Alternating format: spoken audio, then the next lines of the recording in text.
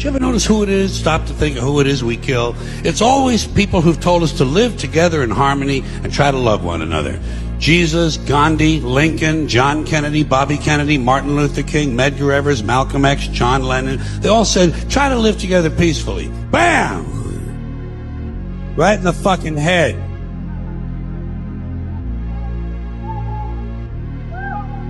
Apparently we're not ready for that. Yeah, that's difficult behavior for us. We're too busy sitting around trying to think up ways to kill each other. Here's one we came up with. It's efficient, too. Genocide, you know? Killing large numbers of people simply because they don't look like you, they don't talk like you, and they don't have the same kind of hats you do. You ever notice that anytime you see two groups of people who really hate each other, chances are good they're wearing different kind of hats. Keep an eye on that, it might be important. I think we as a country have left something on a coffee table, a loaded handgun. And that handgun is words. Okay? And people go, words aren't hurtful. The hell they're not. You've never been called whatever ethnic group you are in a mean-spirited way. Okay? And until you had that happen to you, then that's when you realize it really is something out there that hurts people. Okay? And why do I give a damn about this now? Because I've got babies. And I realize that no one else is going to do anything to get rid of these words that hurt people's feelings and make them feel horrible as a human, shatter their souls. Okay? So I have to. Somebody's got to do it. I got to do it. You know? Behind this microphone is a lot of power. And somebody's got to fight for the people who can't. All right? We're too easy. A lot of young men have had issues because they're doing things, they can see things that they're not supposed to see. Now, when I was a kid, there was no internet. I mean, again, I grew up in the 70s. But now, you know, people don't see things on their phone that is literally, you know, pushed on you. No one's looking now, and it comes right on your phone, it comes to you. And I like to call it's an assault. It's literally an assault on your eyes, on your brain, on your mind. And this business knows if they can get you young. You know, when I first was exposed to pornography, I was 9, 10 years old. So they know if they can put this in your brain young, you always have a problem. I don't think we were supposed to watch television and take on all the problems of the world. I don't think the body's equipped for that. You know, there should be just a day the TV just goes off. Maybe a week the TV just goes off. What's so bad about that? In time, we're going to find out that all of the media is a misconception. Anytime you place your life outside of yourself, you're going to suffer grave consequences. There's not that much difference between white and black, okay? The truth of the matter is, it's rich and poor. Like where I grew up in Arkansas, there was no black or white. We're all broke, okay? What's your color? Poor, okay? You know?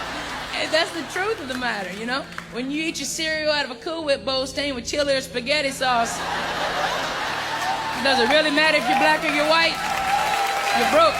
You have to work every single day. You have to work every single day. I don't care. I don't know what your job is consist of. You have to do it every single day. You have to put all of it even in a single day. Even when you fall out of love with it, you just need to know that it's like, this is a responsibility for your whole entire life. Like, it's like, you might have a passion with something, but when you do it so much, or sometimes when it feels like it becomes so much pressure, like it makes you feel like, it's like, damn, do I even love this? But it's like, well, you know what? You got to pick something. You know what I'm saying? You have to pick something and you have to stick with that, because for the rest of your life, you're going to have to fucking pay some bill. Okay. I ain't got to get loud with you and all that. I ain't about to even raise my voice. I'm not going to even admit that type of emotion. I'm going to train you how to respect me with my absence. Whoever. You don't deserve to be in my presence. I'm going to train you how to respect me with my absence.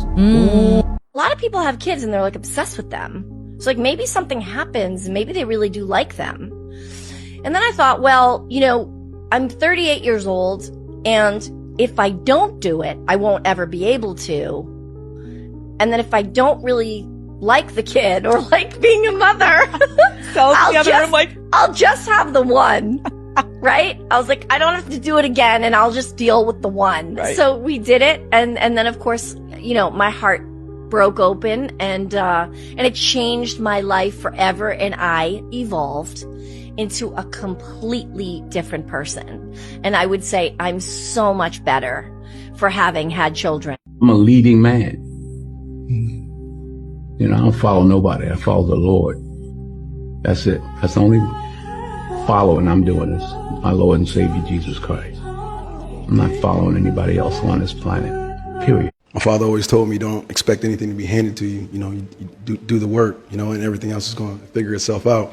And, you know, there is a selfishness in understanding that in your craft, in your industry, this is a pinnacle, and this is what, you know, our industry standard is. This is what we put value on in a big way. That competitiveness, you do want that, you know. But at the same time, there's a, you know, what's for you is for you, and you can't take anybody's blessings away from anybody else. So I'm just like walking my path, man, and just trying to be locked in. So I would encourage other actors and other, you know, artists, no matter what their you know, their medium is to try to keep that in mind and be honest and truthful, and just, you know, do you know, dream big, man. You know, dream big and be kind, bro. Be honest. I'm really big on like pouring into the universe, and the universe is gonna pour back into you, and that's how I try to live. You know what I'm saying? You think you're hard to love or not? Huh? You think you're hard to love?